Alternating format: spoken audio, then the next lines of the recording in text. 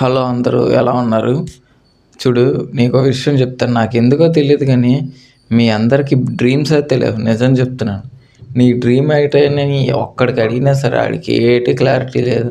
పోనీ అడిగావనుకో, ఏట్రా నీ డ్రీమ్ అంటే నాకు ఈ బండి కావాలి, నాకు ఈ కారు కూడా అనట్లేదు. నాకు ఈ బండి కావాలి, నాకు ఈ స్కూటీ కావాలి. అది ఆడి డ్రీమ్. అలా తయారవుతున్నారు. మీరు డిస్ట్రాక్షన్‌లో ఉన్నారు. లవ్ మీ డ్రీమ్ అయిపోతుంది. ఓకేనా? ఒక 10,000 జాబ్ డ్రీమ్ అయిపోతుంది.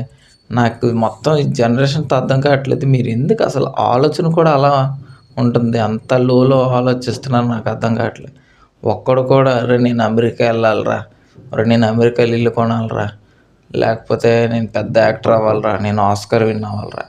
అసల ఆలోచనలు కూడా ఆ ఫ్లైట్ ఎక్కాలిరా. ఆలోచనలు కూడా అలా లేవు.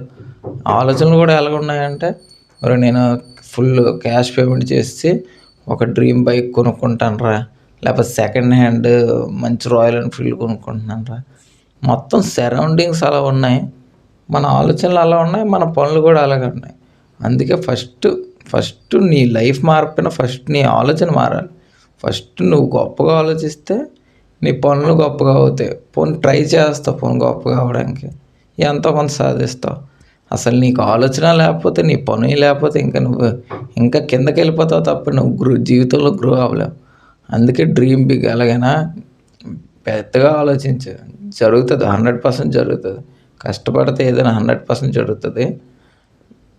ఆలోచించు పెద్దగా.